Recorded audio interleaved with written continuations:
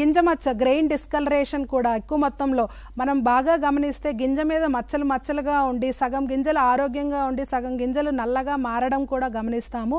అలాగే మెడవిరుపు కూడా కొన్ని ప్రాంతాల్లో ఎక్కడైతే గింజలు నోట్స్ దగ్గర వంగి మనకి మెడ విరిగినట్లుగా ఉండి కంకి మనకు పనికి రాకుండా దిగుబడి తగ్గిపోయేటట్లుందో ఆ పరిస్థితి గమనించడం జరిగింది.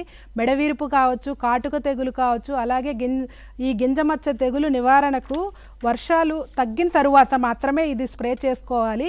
వర్షాలు తగ్గిన తరువాత పూత సమయంలో ఏదైతే ముందు చెప్పాను అజాక్సిస్ట్రోబిన్ ప్లస్ డైఫెనకోనజోల్ 200 ml ఎకరానికి స్ప్రే చేసుకోవాలి. లేదా పైకోస్ట్రోబిన్ ప్లస్ ప్రొపికోనజోల్, ఈ ప్రొపికోనజోల్ కూడా దాని కాంబినేషన్లో దొరుకుతూ ఉంది. 200 ml పర్ ఏకర్ అన్నది మనము రికమెండేషన్గా చెప్తాము.